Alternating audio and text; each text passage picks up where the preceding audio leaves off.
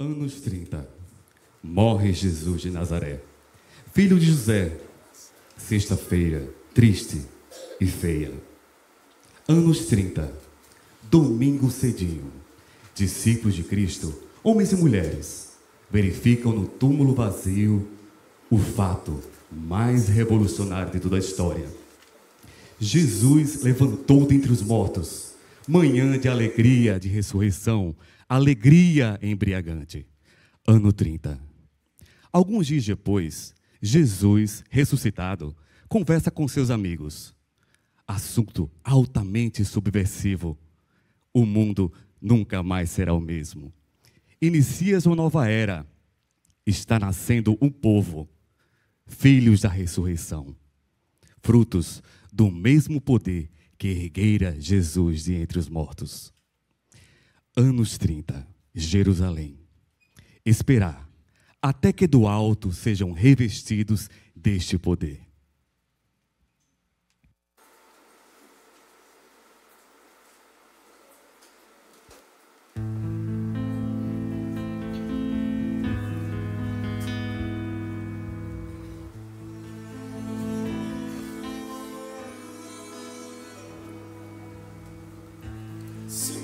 Dias haviam passado depois da morte do Senhor, depois de vê-lo ressuscitado, toda a esperança retornou.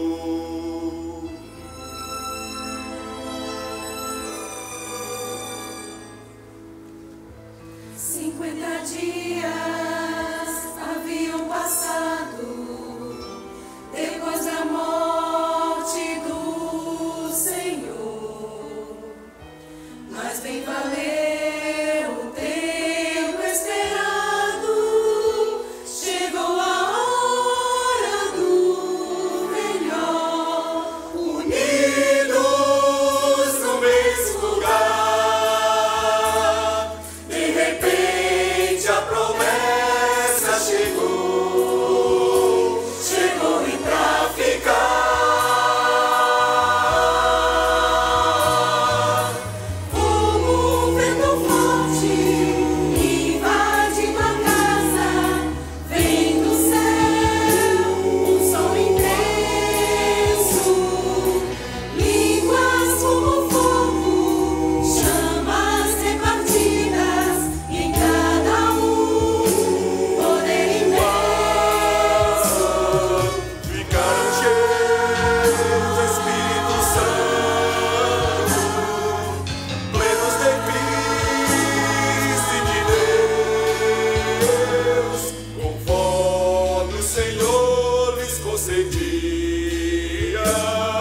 Puseram-se a falar em outras línguas.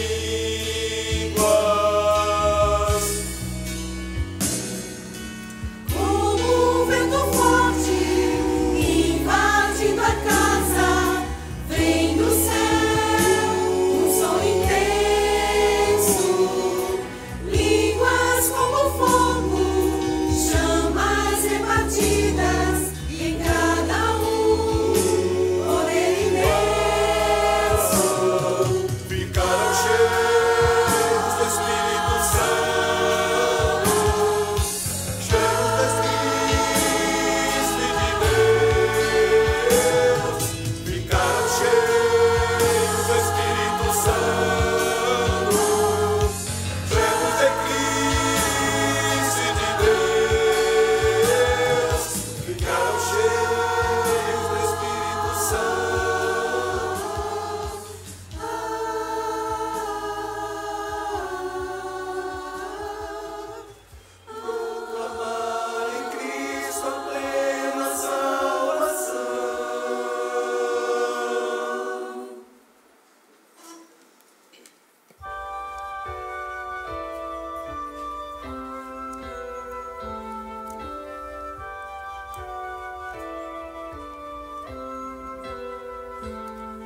E havia naqueles dias na cidade de Jerusalém, pessoas de toda a terra e lugar, chegadas de longe pra festejar. Romeiro sem Roma, romano de além, árabes, afros da Ásia também.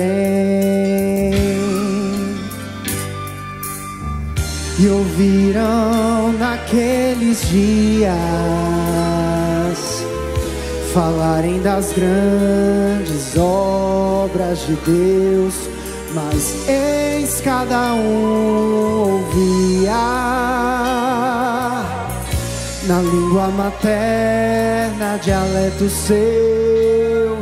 Cumpriu-se naqueles dias, na cidade de Jerusalém, que a voz dividida da antiga Babel se fez voz unida, prenúncio do céu. Que a voz dividida da antiga Babel se fez voz unida, se fez voz unida, prenúncio dos céus.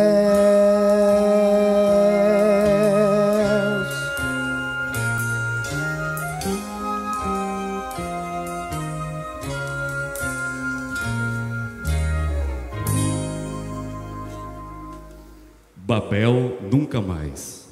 O povo que nasce do alto, assim chamado Igreja de Deus, é povo de língua unificadora, de pés formosos e palavras cheias de cura para todos os povos. A igreja é povo não para si mesmo, mas para os outros. Existe e existe lindamente, mas apenas em função de outros. Fala e vive o amor.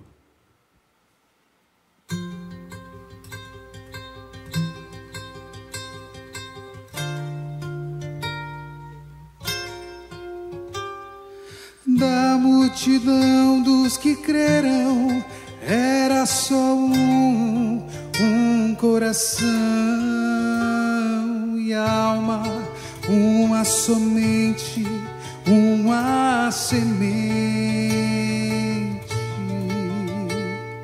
somente uma esperança brotando dentro da gente. Nosso era o pão cada dia, nosso era o vinho, santa folia e alma, minha semente, a própria vida. Barulhado a barreira, vida em comum verdadeira.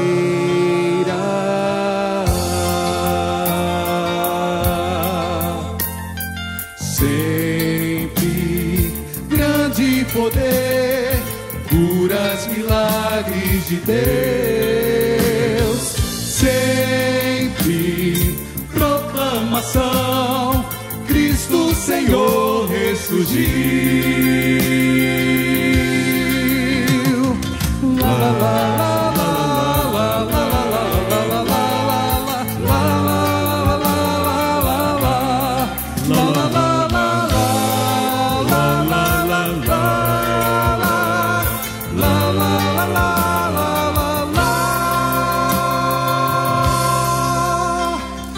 Da multidão dos que creram, era só um coração e alma, muita alegria, singela vida,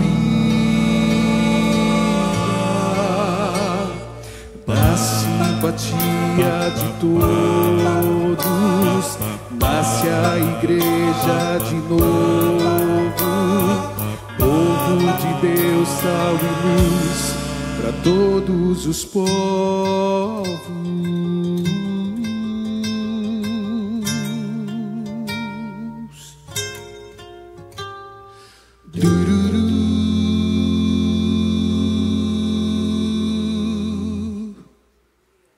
Deus, que poderia agir sozinho, prefere agir em nós, conosco e através de nós.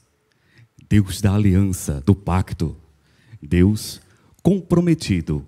Deus conosco. Deus que usa homens para cumprir os seus propósitos. Homens como Barnabé.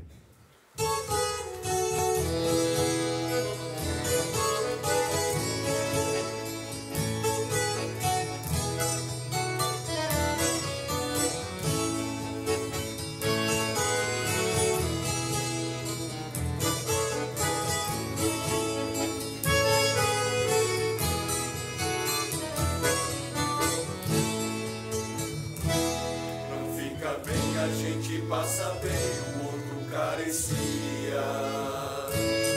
Ainda mais quando se sabe o que fazer e não se faz. Como fruto do amor de Cristo, fruto do seu compromisso, ver o homem o que tinha e repartiu.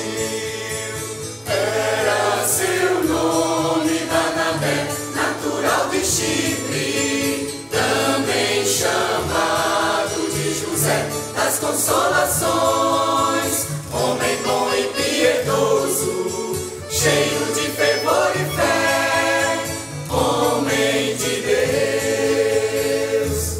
E quando Saulo converteu-se a Cristo, lhe faltou amigos, alguém que fosse companheiro, fonte de consolo e abrigo. Como fruto do amor de Cristo, fruto do seu compromisso, foi um homem procurá-lo, dando-lhe a mão. Era seu nome Barnabé, natural de Chipre, também chamado de José das Consolações, homem bom e piedoso, cheio de fervor e fé, homem de Deus. E quando a igreja se espalhou para todo canto que havia, providência assim por mão de Deus chegou a Antioquia, precisando de um pastor de almas, mesmo de um pastor de homens, foram procurar aquele que qualificou.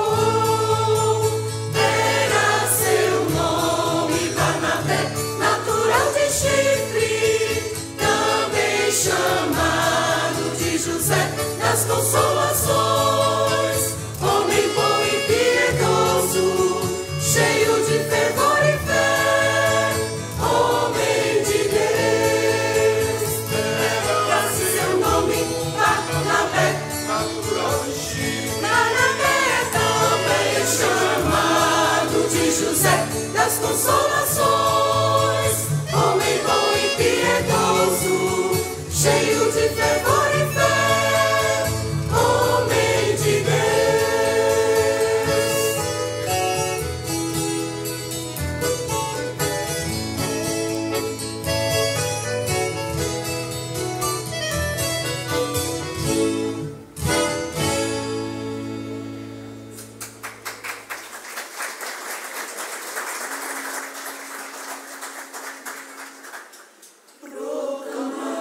Em Cristo a plena salvação.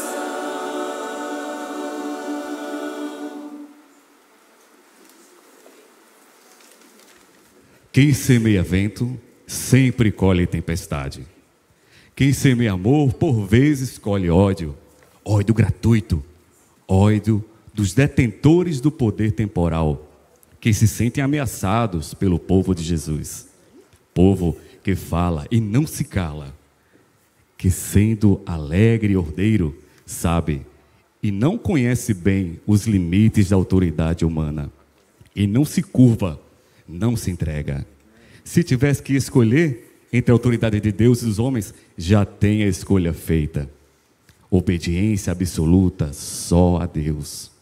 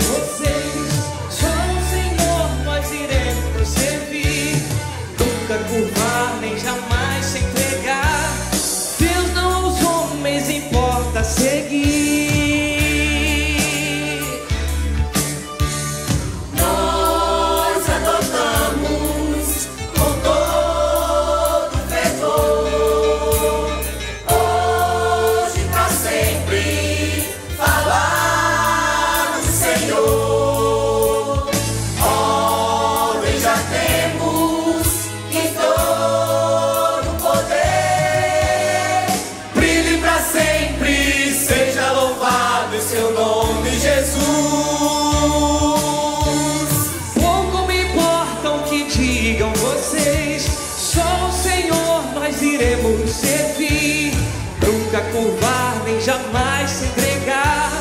Deus não aos homens importa seguir.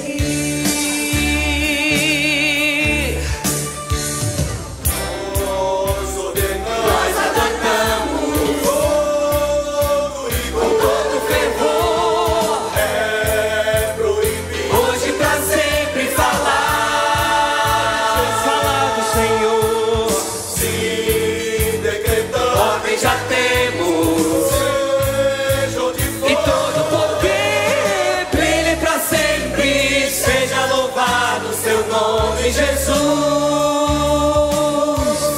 Pouco me importa o que digam vocês, só o Senhor nós iremos servir.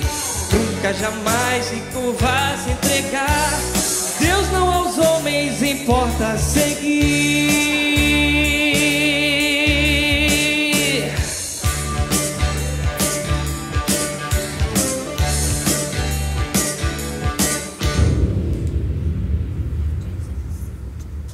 O povo de Jesus semeia amor, mas sem temor. Amor sem subserviência, sem mordaça. Amor, pai da justiça, denuncia o erro, corre o risco, e na figura de Estevão sofre nas mãos daqueles que podem ferir o corpo, que vão ceifar-lhe a vida de um jovem que, como a flor, ainda não desabrochou.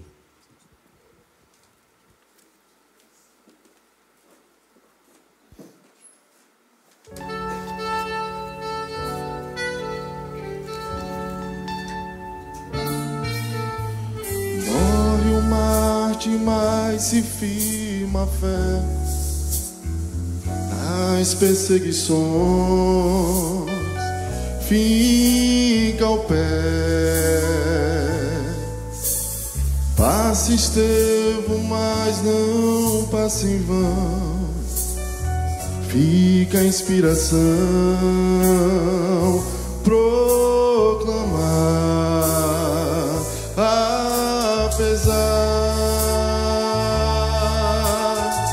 apesar do custo enorme, da nudez e frio e fome, apesar de todos prosseguir,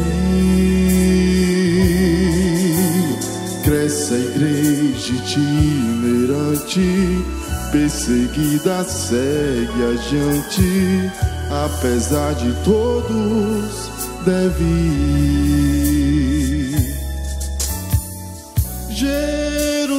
Jerusalém fica para trás e sempre além e mais. Planos de Deus, mistérios seus, que nos suceda assim.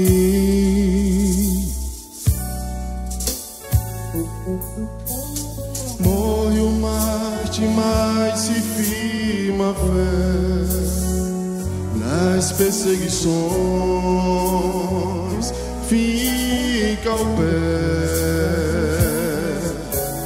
Passa Estevão, mas não passa em vão. Fica a inspiração proclamar.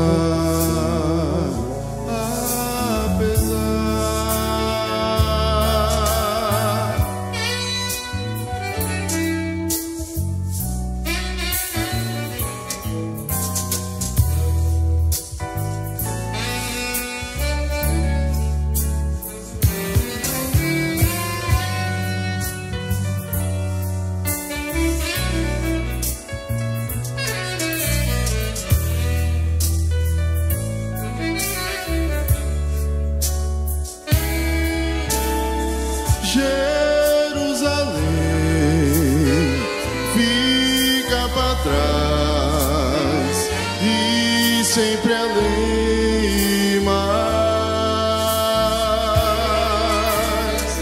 Planos de Deus, mistérios seus, que nos suceda assim.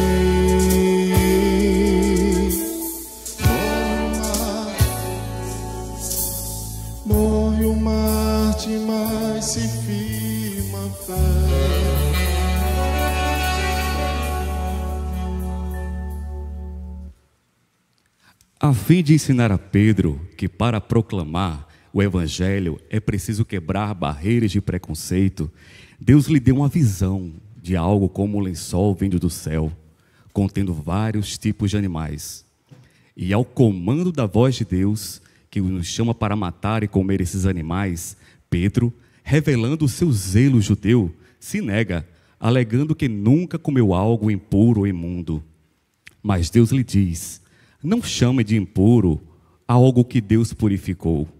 Pedro reconhece que nenhum homem deve ser considerado impuro ou imundo.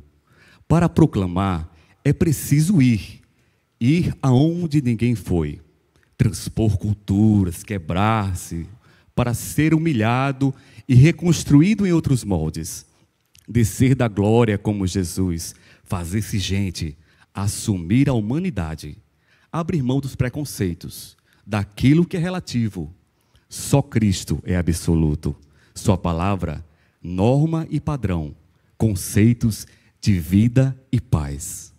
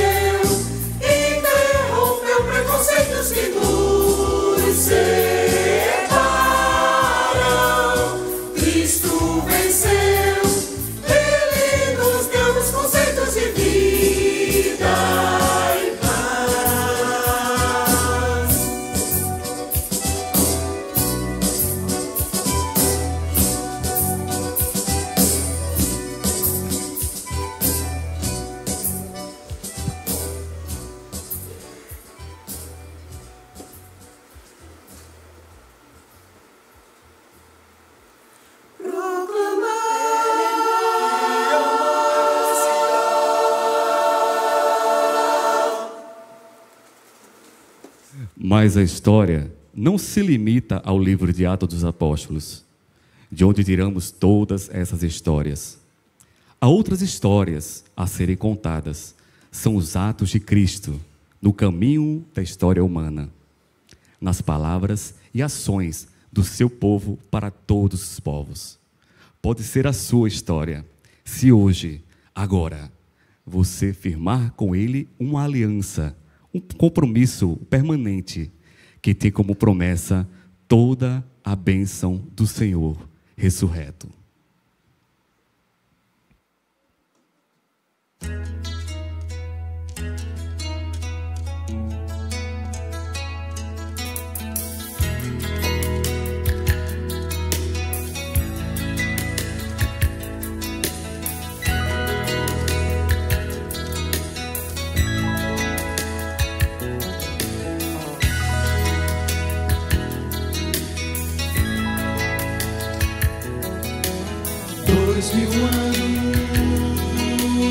Já se vão muitos mares, muito chão ficaram para trás, não retornam mais. O que passou, já passou, histórias muitas pra contar.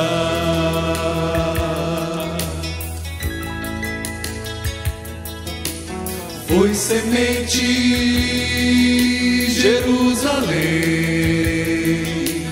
flor e fruto mais além, cresce sem parar, nem dá pra voltar. Deus quis assim, e por meio justo se chegasse aos fins e aos confins.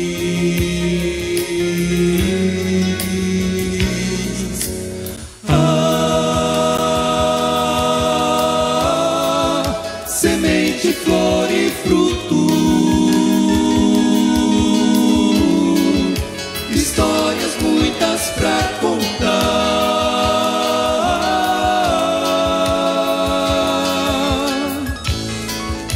Nem dá pra voltar. Deus quis assim, que por meio justo se chegasse aos fins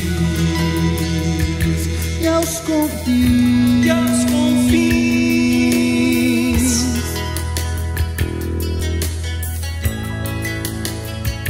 E aos confins, e aos confins,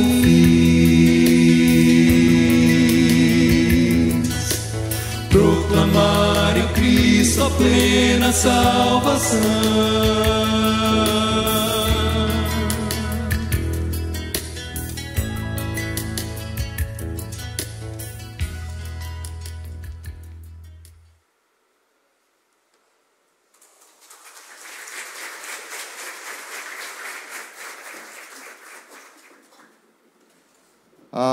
Como vocês viram aí, musicalmente, como é rico Atos, né? Se fossem realmente fazer uma música para cada capítulo, teria assim como o poeta se inspirar e compor várias músicas, mas aí não teríamos tempo suficiente para 28 capítulos, né?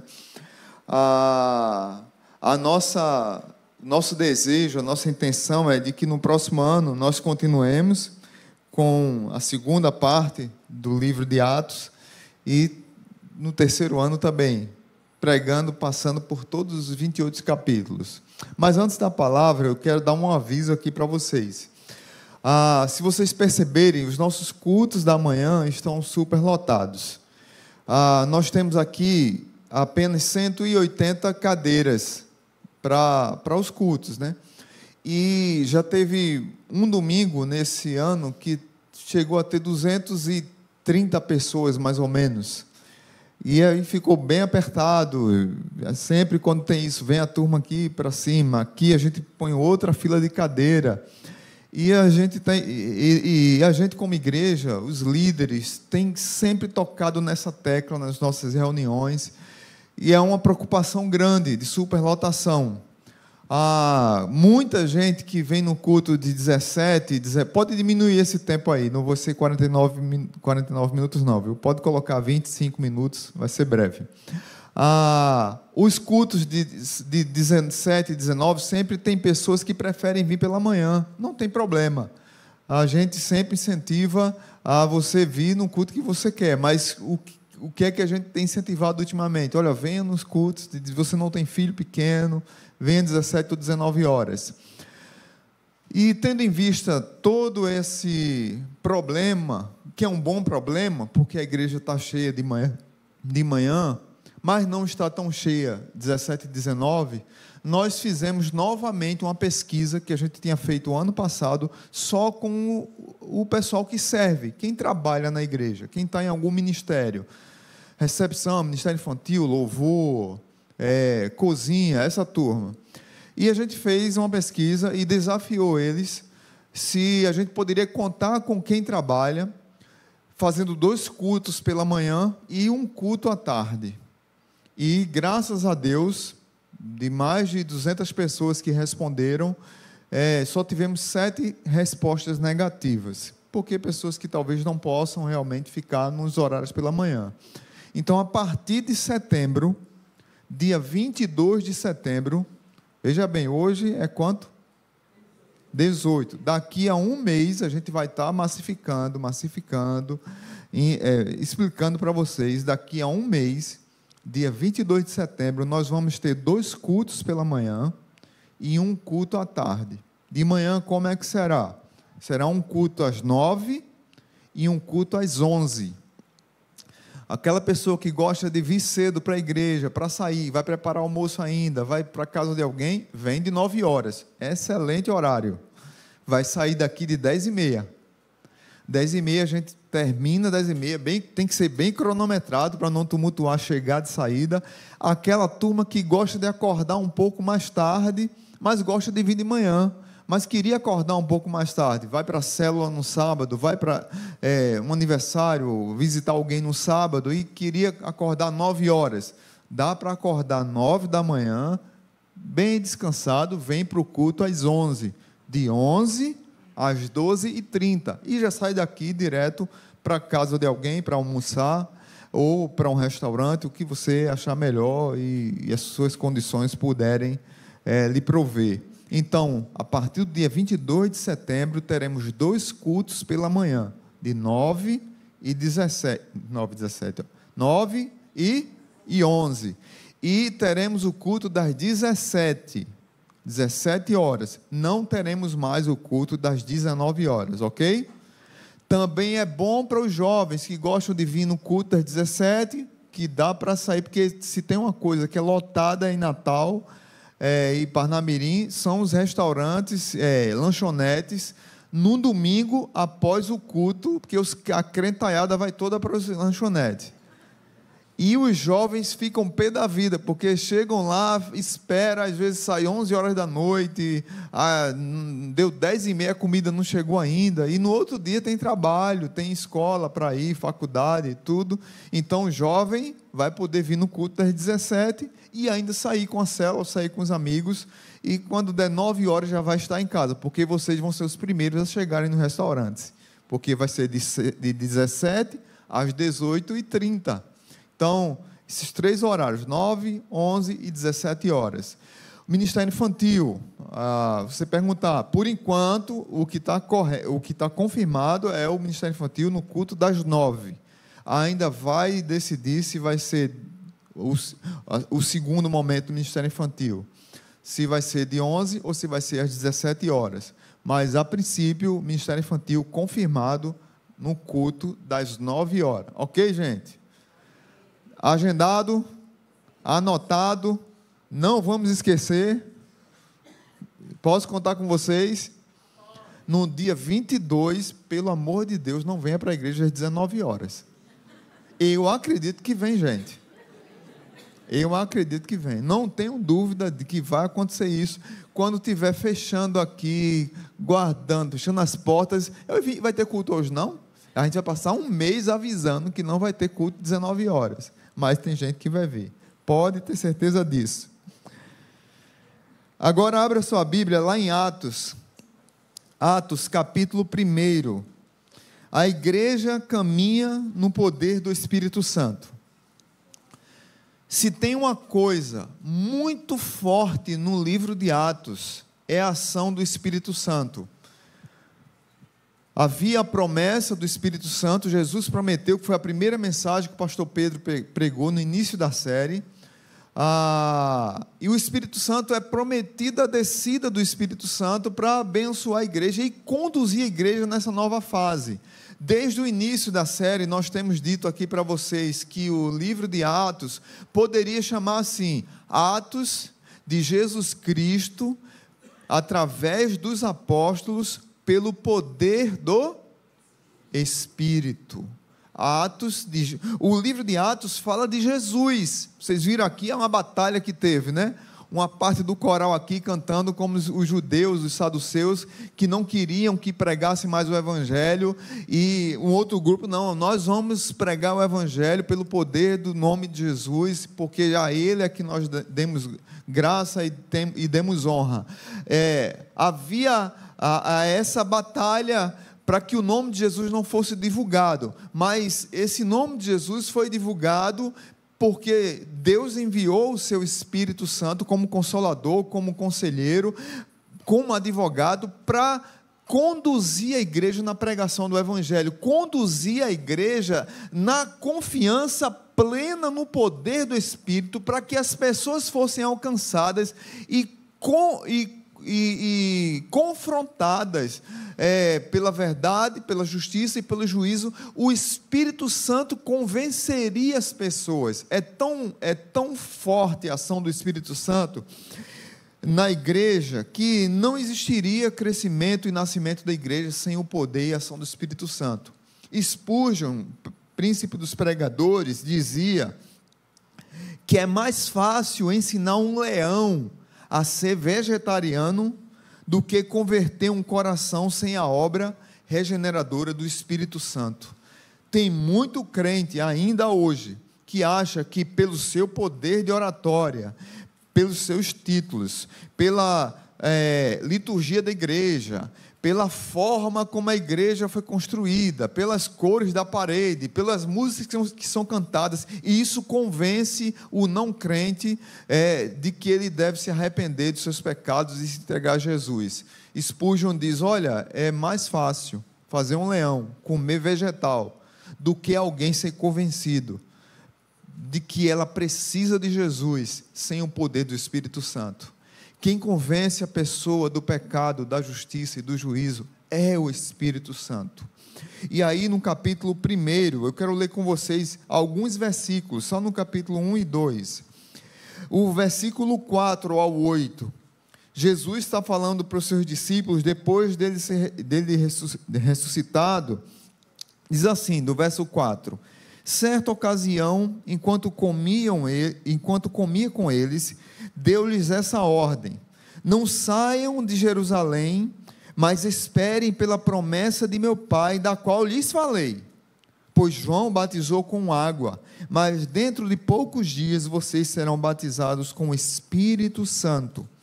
Então os que estavam reunidos lhe perguntaram: Senhor, é neste tempo que vais restaurar o reino de Israel?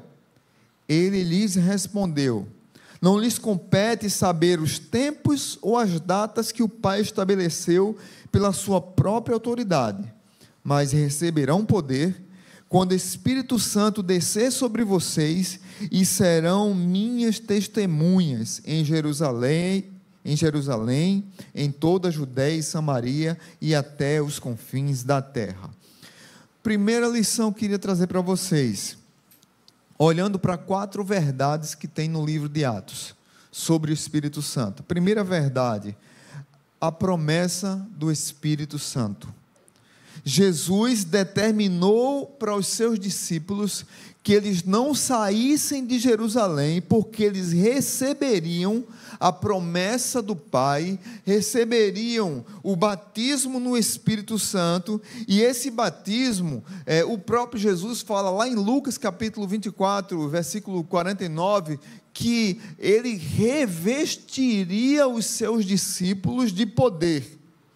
Os discípulos queriam briga, queriam guerra, queriam que Jesus voltasse com um cavalo, em cima de um cavalo romano, e fosse batalhar contra o Império Romano e estabelecer o seu reino. Tanto é que eles fazem a pergunta: ó Senhor, é nesse tempo que o Senhor vai restaurar o reino? Eles estavam influenciados ainda por uma visão provinciana e política do reino. Eles estavam preocupados com política, e Jesus estava preocupado em que eles pregassem o evangelho para que as pessoas fossem salvas, para que as pessoas se arrependessem dos seus pecados, para que as pessoas se rendessem ao senhorio de Jesus Cristo, e não a apenas uma mera briga contra um império político. Não era essa de forma alguma a intenção de Jesus.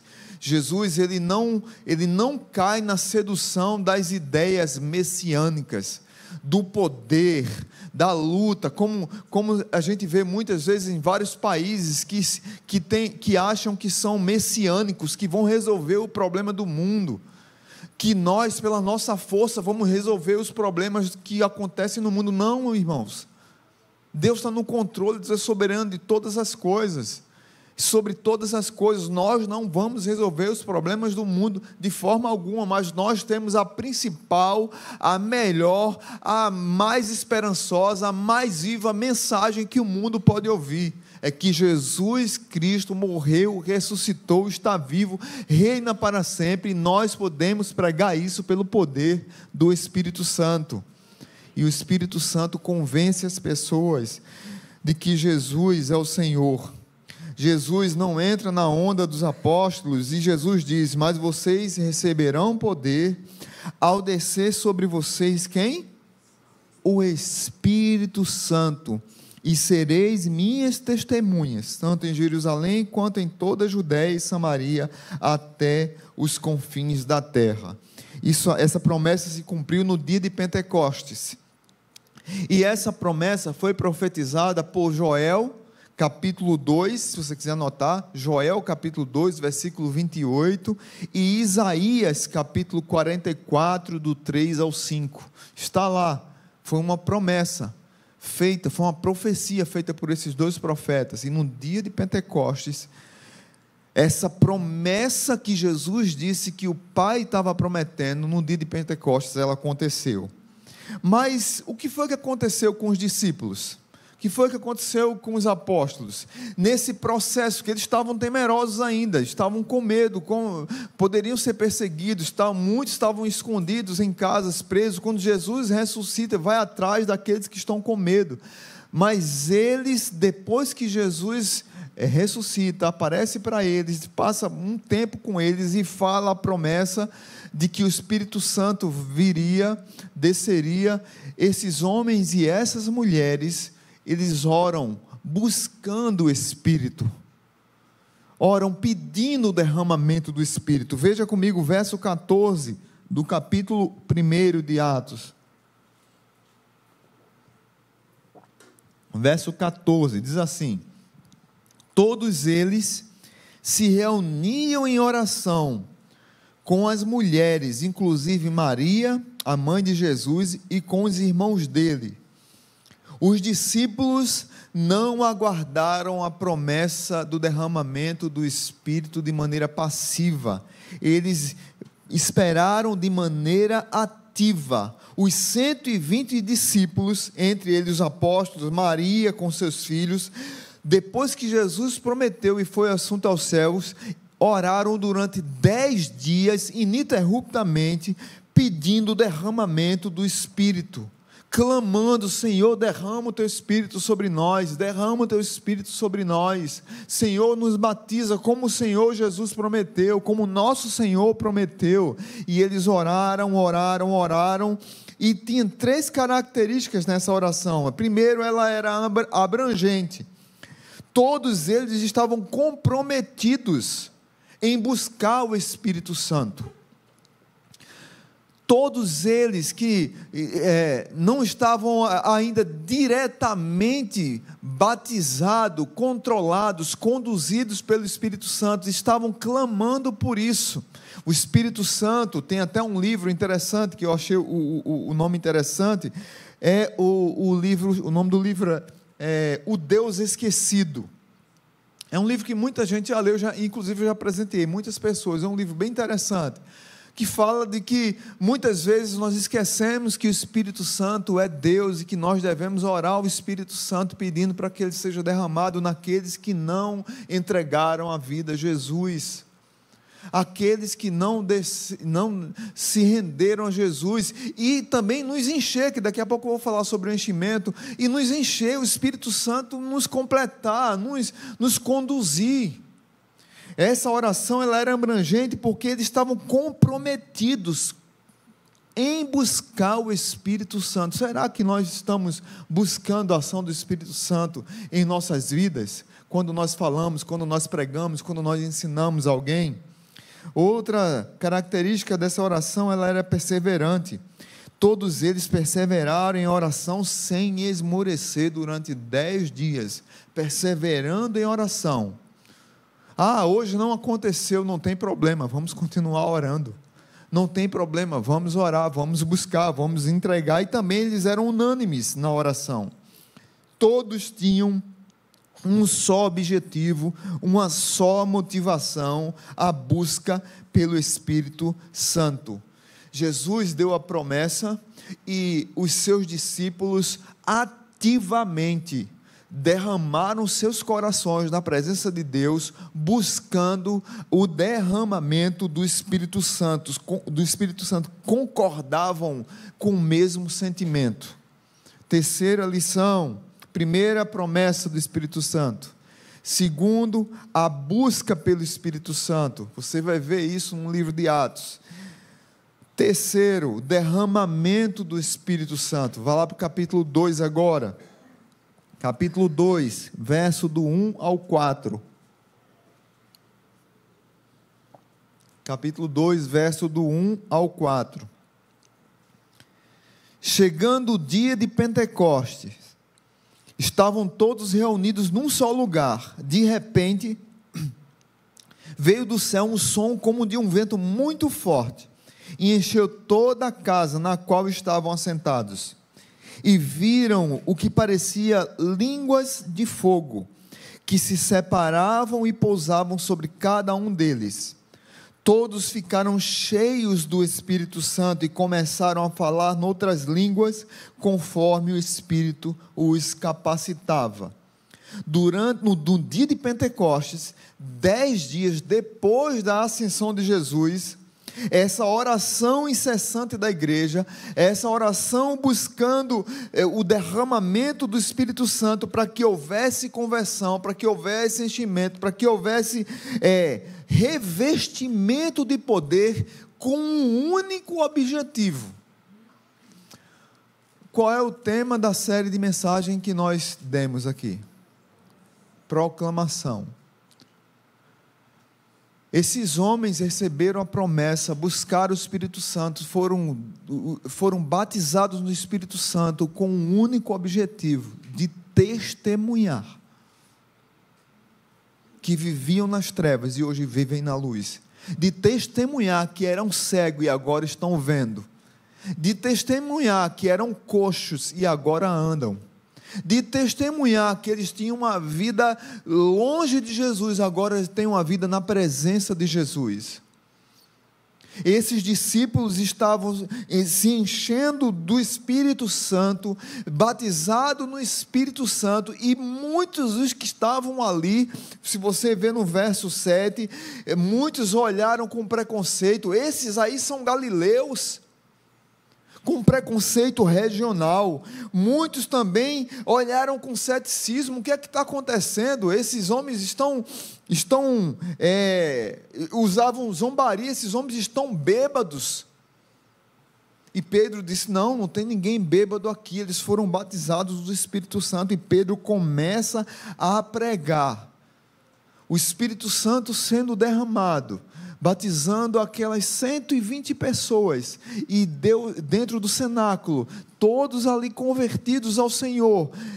Aquilo faz um alvoroço, um estrondo em toda aquela comunidade, e aí Pedro abre a sua boca para testemunhar do que Jesus fez na vida deles. E naquela primeira pregação de Pedro, olha, quem lembra aí da pregação, quando eu preguei sobre o derramamento do Espírito, naquela primeira pregação de Pedro, se converteram quantas pessoas? Quantas? Aí, gente, vamos voltar aqui, 3.000 pessoas. A primeira pregação de Pedro, a que atraiu a multidão, o impacto do derramamento do Espírito foi algo que atraiu a atenção das pessoas. Pedro aproveitou e pregou o Evangelho. As pessoas não se renderam só por causa do milagre que aconteceu, as pessoas se arrependeram porque elas compreenderam a mensagem e o Espírito Santo lhes convenceu do pecado, da justiça e do juízo. E elas se renderam àquela pregação de Pedro e entregaram suas vidas a Jesus.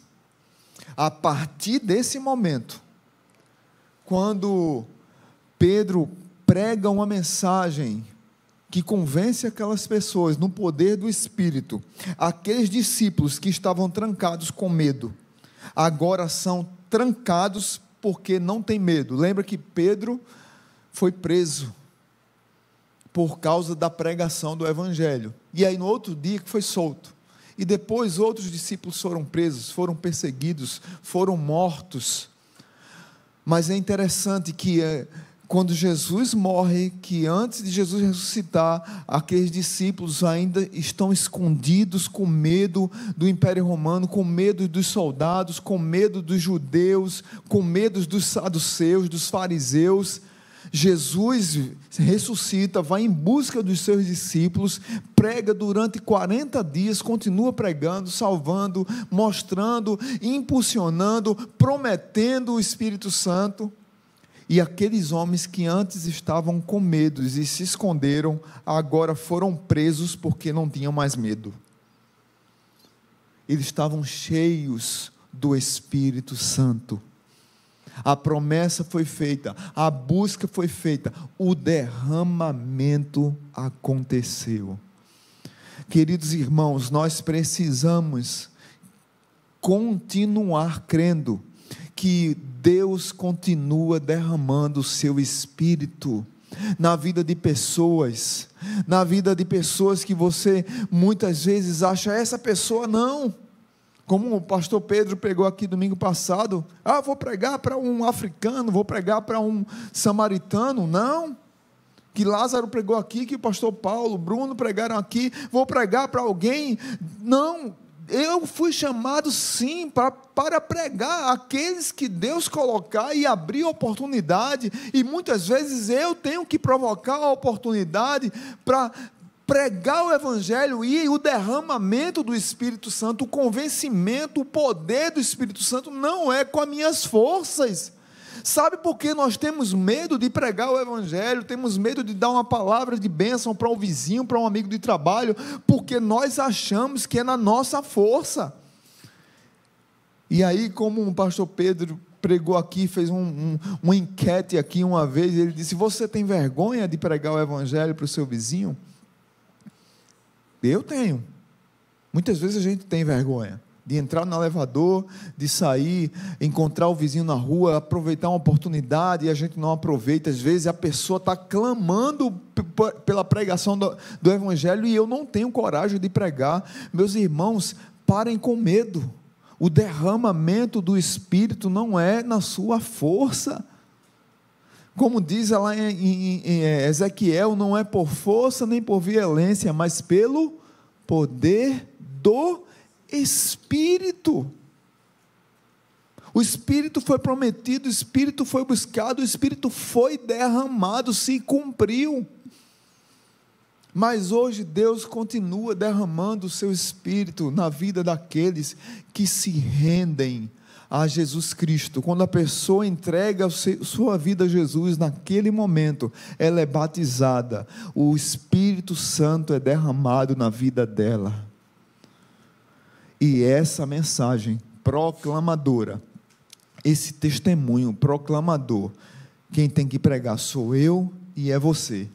Nós precisamos ser corajosos, vibrantes, como Pedro foi, como João foi, como Paulo foi, como Barnabé foi, como Marcos foi. Nós precisamos ser vibrantes, cada um com a sua característica, com o seu jeito. Barnabé tinha um jeito, Paulo tinha outro, Pedro tinha outro, João tinha outro. Um era mais carinhoso, o outro era mais bravo, o outro era mais calmo, o outro era mais manso na palavra, o outro era mais enfático. Mas Deus usa você do jeito que você é, do seu jeitinho, com as suas limitações, com os seus medos, com as suas preocupações, com as suas vergonhas, porque não está na sua força, está na dele. Não deixe de proclamar o Evangelho. E por último, a última verdade que eu queria falar ainda sobre o Espírito Santo é que nós precisamos nos encher, nossa vida ser cheia do Espírito Santo. Capítulo 2, verso 42 ao 47, o pastor Paulo pregou aqui, quando pregou esse sermão, ele deu o título de uma igreja cheia de graça. Capítulo 2, verso 42 ao 47, diz o seguinte: eles se dedicavam ao ensino dos apóstolos e à comunhão, ao partir do pão e às orações. Todos estavam cheios de temor, e muitas maravilhas e sinais eram feitos pelos apóstolos. Os que criam mantinham-se unidos e tinham tudo em comum, vendendo suas propriedades e bens, distribuíam a cada um conforme a sua necessidade. Todos os dias continuavam a reunir-se no pátio do templo, partiu o pão em suas casas, e juntos participavam das refeições com alegria e sinceridade de coração, louvando a Deus e tendo a simpatia de todo o povo, e o Senhor lhes acrescentava diariamente os que iam sendo salvos. Esse texto é maravilhoso, fantástico, porque aqui você vê uma igreja que está cheia do Espírito Santo. A Bíblia diz lá em Efésios que nós não devemos nos embriagar com vinho, mas devemos nos encher do Espírito. É ponto positivo, verdadeiro, confrontador, decisório, que nós, como povo de Deus, precisamos nos encher do Espírito Santo de Deus para refletir aquilo que nos impactou. Talvez você aqui teve uma conversão impactante, transformadora, radical, daquelas que vale a pena nós ouvirmos o testemunho.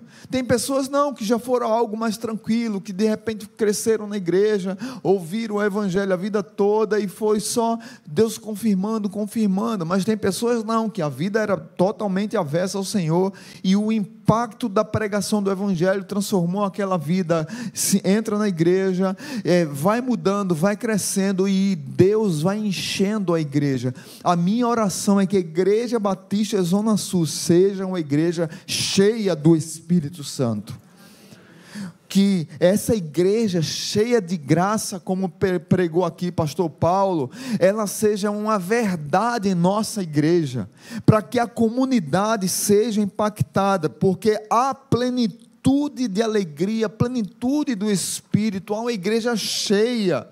Tem que ser uma igreja com firmeza doutrinária, uma igreja engajada na oração, uma igreja que tem uma comunhão fraterna verdadeira, uma igreja que tem uma adoração fervorosa e que tem um testemunho irrepreensível. Meus irmãos, uma igreja que é simpática à comunidade, não é à toa que no verso 47 diz, louvando a Deus e tendo a simpatia do povo, Deus acrescentava à igreja aqueles que iam sendo salvos. Se a igreja não é simpática, ela é o quê? Concordam que ela é antipática? Existem igrejas que são antipáticas? Sim ou não? Sim, meus irmãos, tem muitas igrejas que são antipáticas, que não pregam o Evangelho com poder, que não pregam o Evangelho com alegria, que não pregam mudança, transformação de vida, perdão, não há comunhão entre os irmãos, há mais briguinha, briga por poder, luta, um está atacando o outro. Pessoas que não são cheias do Espírito Santo não têm condições de ser simpáticas à comunidade, atrair a comunidade, mudar a história da comunidade. Uma igreja cheia do Espírito, ela tem um bom testemunho dos de dentro e também dos de fora. As pessoas lá fora dizem, essa igreja, as pessoas dessa igreja são diferentes. Isso não quer dizer que nós não pecamos, que nós não erramos, que nós não falhamos, que nós não pisamos na bola. Todos aqui pisam na bola todos os dias. Mas uma coisa que não pode sair da nossa agenda é buscar ser cheio do Espírito Santo na minha vida individual e na minha vida como igreja. De termos o mesmo pensamento, uma só fé, um só amor, um só batismo, um só Espírito. E crescermos na graça e no conhecimento, sendo simpático à comunidade, sendo embaixadores de Cristo, e Deus vai acrescentando à igreja aqueles que vão sendo salvos. Primeiro houve a promessa, depois houve a busca, depois houve o derramamento e depois houve o enchimento do Espírito. Essas 4 características no livro de Atos nos dá autoridade e nos dá a confiança para pregar, proclamar, testemunhar o Evangelho a toda criatura. E nós devemos fazer o nosso trabalho, que Deus com certeza fará o dele. Que você possa sair daqui, depois das músicas que você ouviu ainda, vou ouvir mais uma. Depois dessa série de mensagens que foi pregada, não saia daqui com medo ou com vergonha ou com receio de pregar o Evangelho. Se Deus te dá uma oportunidade, fala do amor de Jesus, o que Jesus fez na tua vida. Ora antes pelas pessoas, ora antes pelas oportunidades e não desperdiça a oportunidade de proclamar o Evangelho que nos tirou das trevas para a maravilhosa luz do Senhor Jesus. Amém? Curva sua cabeça e vamos agradecer a Deus. Pai, mais uma vez nós te louvamos e te agradecemos por tudo o que o Senhor tem feito em nossa comunidade. Obrigado pelos louvores que aqui foram entoados de maneira magistral pelo coral. Obrigado por cada letra que foi composta pelos servos do Senhor, na direção e na condução do pastor Guilherme Kerr. Cada música dessa que conta um pouco dessa história, dessa faceta, desse livro tão poderoso e tão maravilhoso, proclamador, que é o livro de Atos. Nos dá, Pai, coragem, nos dá como igreja discernimento, característica de ser cheios do Espírito sem medo, mas com total coragem de pregar esse Evangelho a toda criatura, todos aqueles que o Senhor colocar diante de nós, que nós possamos ser ousados, destemidos, proclamadores, embaixadores das boas novas, e que as vidas que o Senhor quer alcançar, quer derramar o teu Espírito, que o Senhor vá colocando em nossas frentes, e que, como dizia o velho pregador Spurgeon, a pessoa pode até ir para o inferno, mas ela primeiro passará por cima do meu cadáver. Ela pode até não querer Jesus, mas da minha boca ela vai ouvir falar de Jesus. Que nós possamos ser ousados, como Spurgeon era, como tantos pregadores foram, tantos homens e mulheres, cheios do Espírito Santo, que não tinham medo, que eram ousados, nas mais simples coisas da vida, aproveitaram a oportunidade de pregar o Evangelho da salvação.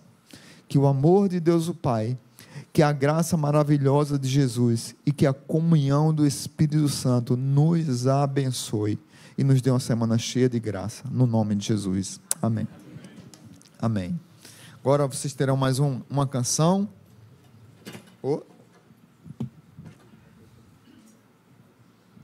É para alguém aqui?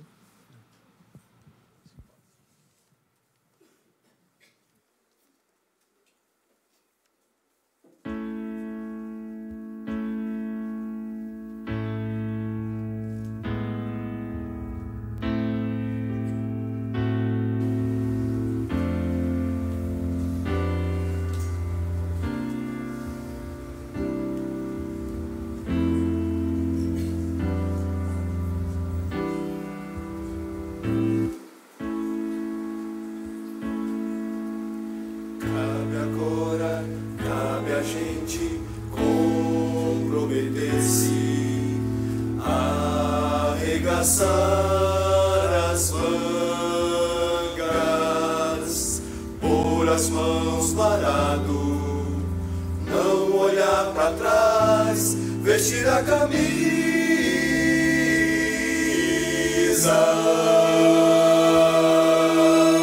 É a hora, hoje é dia, comprometer-se e resgatar o tempo pra se abrir o peito, ver chegar o reino, ver soprar o vento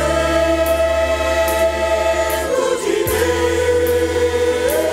Deus, proclamar em Cristo a plena salvação,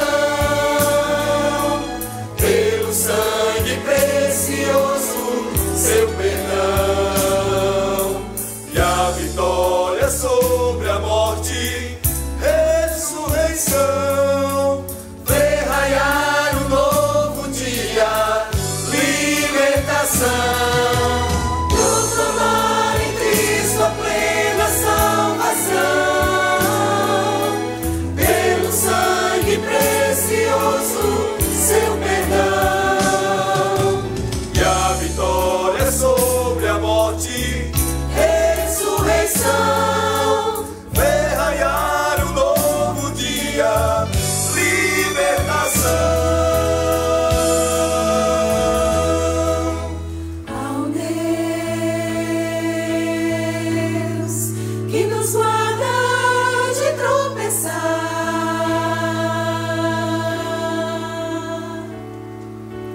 para nos apresentar puros diante da sua glória.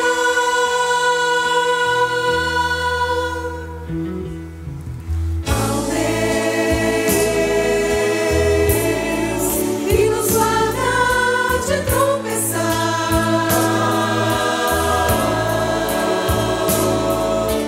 para nos apresentar puros diante da sua glória.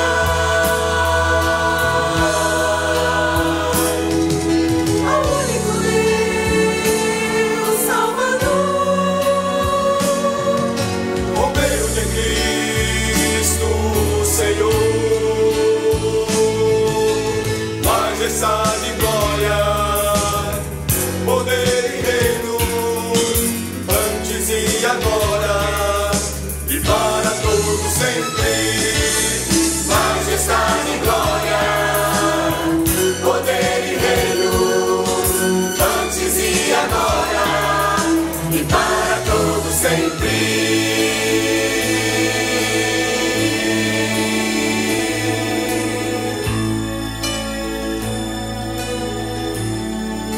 E para todo sempre, e para todo sempre. Aleluia!